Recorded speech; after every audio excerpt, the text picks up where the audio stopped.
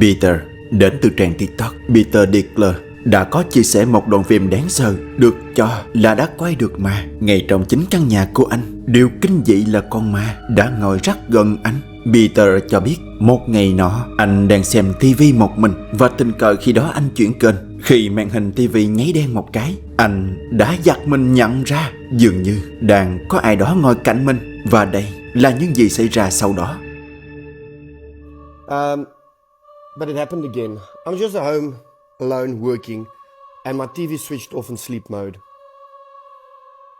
Is it just me, or somebody sitting next to me on my freaking couch? Khi Peter tắt hẳn TV đi, lập tức điều ghê rợn hiện ra. Và đúng như những gì Peter nói, đang có một hình dáng ngồi sát bên anh. Nhưng điều mà quái là hình dáng đó chỉ được nhìn thấy trên màn hình TV mà thôi. Bằng chứng là khi Peter lấy điện thoại qua bên phải lại không thấy gì cả. Đa số người xem đoán rằng hình dáng ma quái kia là một cô gái, bởi họ có thể thấy bóng dáng đó có mái tóc dài ngang vai.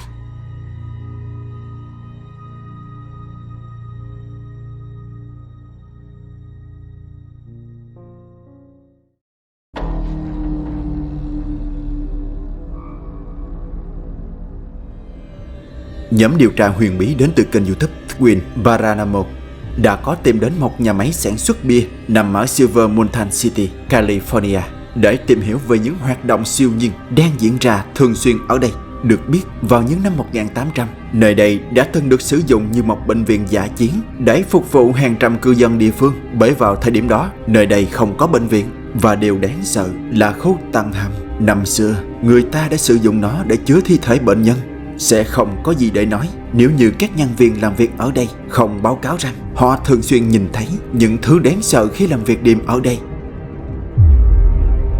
Sau khi tìm hiểu sơ lược về nhà máy bia này, nhóm điều tra đã ở lại qua đêm để có thể tìm hiểu rõ hơn về những sự kiện huyền bí trên. Và không lâu sau khi họ bắt đầu cuộc điều tra, một trong những máy quay được họ đặt cố định trước đó đã bắt được một sự kiện gây ớn lạnh như thế này.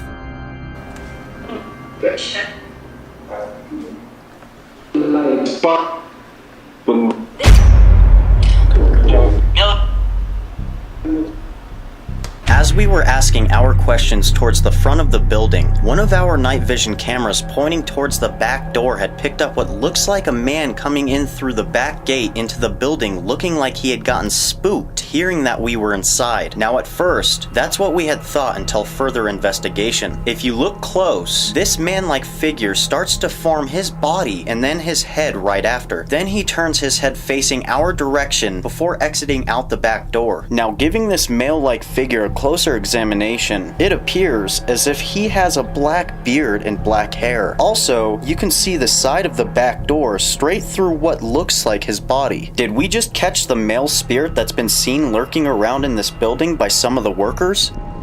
Không biết từ đâu đột ngột xuất hiện một dáng người đàn ông xanh xao, gầy gò ngay ở lối ra vào.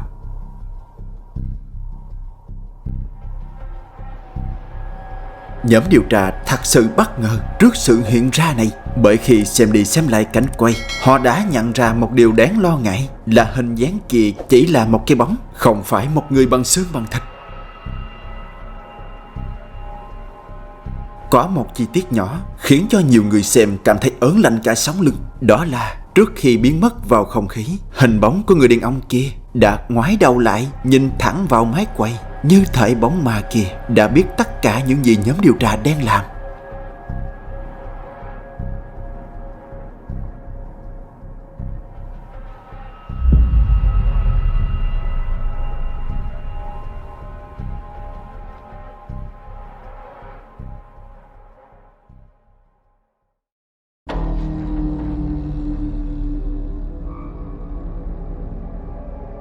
Đoạn phim quái dị sau đây được chia sẻ bởi một người dùng Twitter có tên là Aquilomay.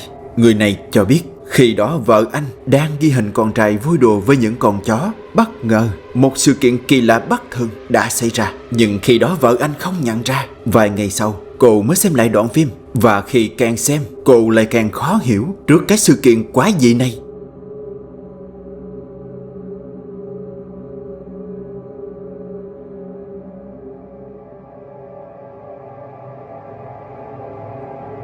Như mình đã nói, nếu như bạn không để ý, chắc chắn bạn khó có thể nhận ra điều quái dị kia. Bạn hãy để ý bên tay trái của đứa bé. Lúc này không biết từ đâu, một quả bóng bất thình lình xuất hiện vào lằn sen trái như thế. Nếu bạn cho rằng quả bóng đã nằm ở phía trước từ lâu thì bạn đã sai. Bằng chứng là đây.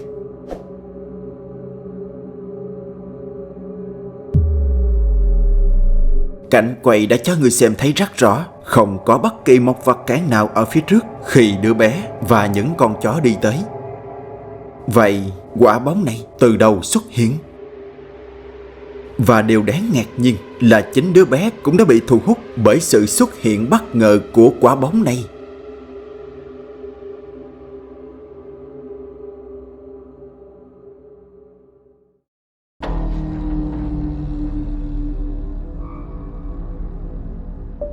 Một tài khoản TikTok có tên là Writerman đã có chia sẻ một đoạn phim được lấy từ một camera an ninh bên trong một ngôi nhà không được tiết lộ. Người này cho biết khi vừa chuyển đến nhà mới, một gia đình bắt đầu trải qua những sự kiện ma quái không thể giải thích. Ban đầu là những bóng đèn trong nhà luôn nhấp nháy ma quái như thế. Sau đó là những vật dụng trong nhà đã tự động di chuyển theo đúng nghĩa đen. Và thậm chí còn đáng lo ngại hơn, khi cả nhà đã yên giấc, họ luôn bị đánh thức bởi những tiếng động lớn. Sau đó là những tiếng bước chân người đi trên sàn. Liên tiếp chứng kiến những hiện tượng quái dị như thế, gia đình đã quyết định lắp đặt một vài camera an ninh trong nhà. Và đây là một trong những cảnh quay đáng sợ do một trong những chiếc camera đó ghi lại. Xem nha.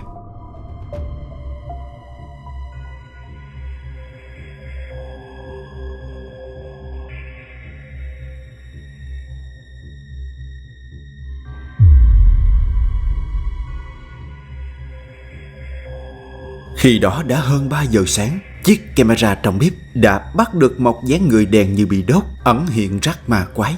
Và có một chi tiết nhỏ mà cả nhà họ không thể giải thích. Đó là trước khi xuất hiện và sau khi biến mất, những cái đèn trong bếp đã tự động mở tắt đúng vào thời điểm bóng đèn xuất hiện và biến mất.